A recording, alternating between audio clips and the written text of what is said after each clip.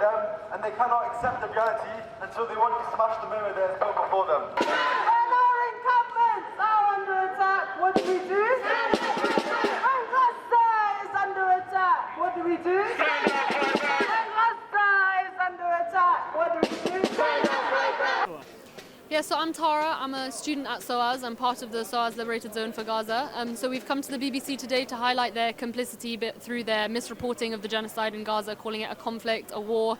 It's not a conflict, it's not a war, it's a clear-cut genocide that extends from the settler colonial project in the whole of Palestine. And we've come here today from the SOAS Liberated Zone because we're highlighting the complicity of the whole of the British establishment. That includes the arms that the British government sends to Israel.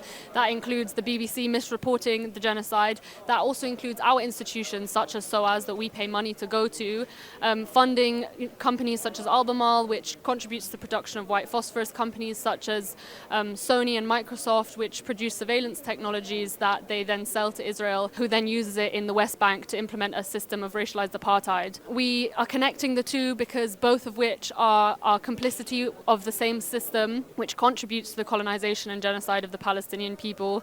This complicity also includes the repression that we're seeing being put out both by the British state and by our own universities and institutions. This repression, such as SOAS expelling a student for speaking up against the director Adam Habib and his complicity, and also trying to expel 6 more students for speaking up against the genocide and against our institutions' complicity in that genocide. So we're here to say basically that all of these different complicities that are put out by the British establishment are connected, and they all contribute to the continuation of this genocide, to the continuation of the Zionist settler colonial project, and to the continuation of the occupation and colonization of the whole of Palestine. And we're here to say that the BBC needs to report on this genocide and call it a genocide, call it what it is. They need to listen to voices on the ground in Palestine that are reporting throughout a genocide that they themselves are experiencing.